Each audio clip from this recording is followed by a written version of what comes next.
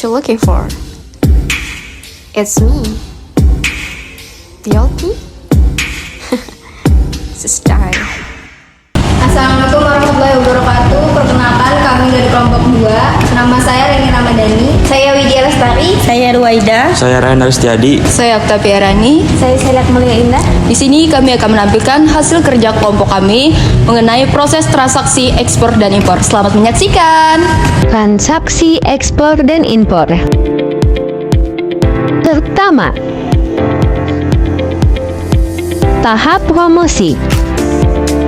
Tahap promosi yaitu upaya eksportir memperkenalkan komoditas yang dihasilkan kepada calon pembeli di luar negeri dengan tujuan untuk menarik minat calon pembeli terhadap komoditas yang diperkenalkan. Melalui berbagai media promosi seperti internet, website, dan sebagainya. Promosi juga bisa dilakukan melalui lembaga-lembaga yang berhubungan dengan ekspor, misalnya adalah Ditjen PEN, Kamar Dagang, dan Industri, dan sebagainya. Ini beberapa gambar dalam tahap promosi ekspor, yaitu ikut serta dalam sales mission ke luar negeri, dan ikut serta dalam pameran dagang ke dalam maupun ke luar negeri. Kedua, tahap inquiry. Tahap inquiry dalam konteks transaksi ekspor dan impor adalah proses di mana pihak pembeli atau penjual mencari informasi tentang barang atau jasa yang akan dibeli atau dijual.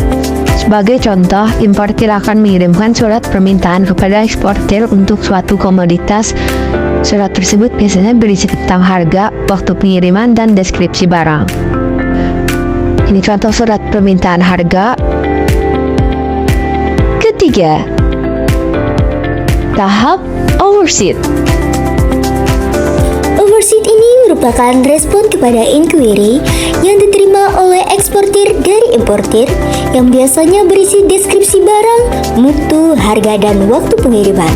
Setelah importir menerima overseas, ia akan menjadi dasar bagi pembukaan LC or Letter of Credit kepada bank. Overseas adalah dokumen yang dikirim oleh eksportir melalui email, fax, atau permukaan atau lainnya yang berisi keterangan sesuai permintaan importir mengenai deskripsi barang, mutu, harga, dan waktu pengiriman. Overseas juga biasanya mengisi tentang ketentuan pembayaran dan pengiriman sampel atau brosur. Keempat, tahap order sheet. Setelah itu, importir akan mendapatkan penawaran dari pihak eksportir dan menganalisisnya. Jika sudah setuju, importir akan mengirimkan surat pesanan dalam bentuk order sheet atau purchase order kepada pihak eksportir.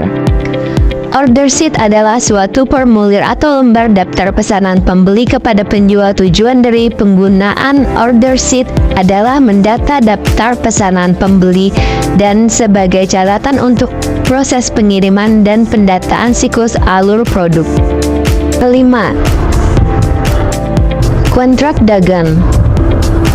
Sales kontrak. Eksportir akan mempersiapkan surat kontrak jual beli sales kontrak yang sesuai dengan data yang terdapat pada order sheet. Dalam surat kontrak tersebut akan ada tambahan mengenai keterangan inspection clause dan force majeure clause. Sales kontrak kemudian akan ditandatangani oleh eksportir dan dikirimkan kepada importir sebagai minyak rangkap 2. Ini adalah contoh surat perjanjian jual beli barang.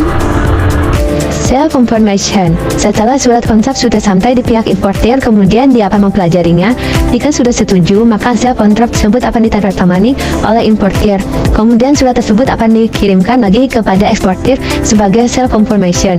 Pada tahapan sebelumnya, eksportir akan mengirimkan 2 surat kontrak jual beli, di mana yang satunya akan ditandatangani oleh pihak importir jika sepakat, sementara yang satunya lagi akan disimpan oleh pihak importir.